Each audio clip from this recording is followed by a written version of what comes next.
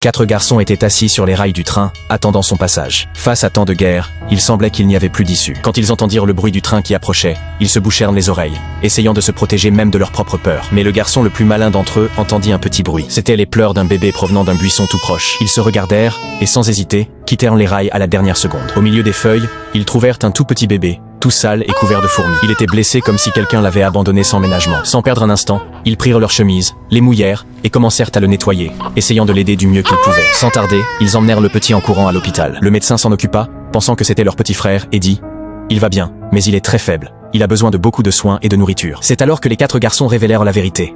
Ils étaient orphelins et survivaient en fouillant les ordures dans la rue pour subvenir à leurs besoins. Le médecin fut si touché par cette histoire qu'il réalisa que s'il appelait les autorités, ce serait un orphelin de plus dans le monde. Alors, il leur trouva un petit endroit où vivre et quitter la rue. Tout près de l'hôpital, une cabane de soutien pour l'équipe. Et depuis lors, ils ont pris soin de ce bébé comme s'il était leur véritable frère. Ils ont travaillé jour et nuit, s'efforçant toujours de lui donner le meilleur. 5 ans passèrent, et le petit garçon allait déjà à l'école, plein de vie et de joie. Mais un jour, un voyou qui kidnappait des garçons avec une lame apparut, cherchant à causer des ennuis aux 4 frères. Tout le monde était effrayé, mais à ce moment précis, ce même garçon qui avait été sauvé un jour revint de l'école et vit cette scène. Et sans hésiter, il ramassa une Pokéball par terre, et essaya de capturer ce voyou légendaire, le faisant s'arrêter net. Le voyou tenta même de l'attaquer, pensant qu'il serait une cible facile de plus. Mais à ce moment-là, quelque chose de très délicat se produisit.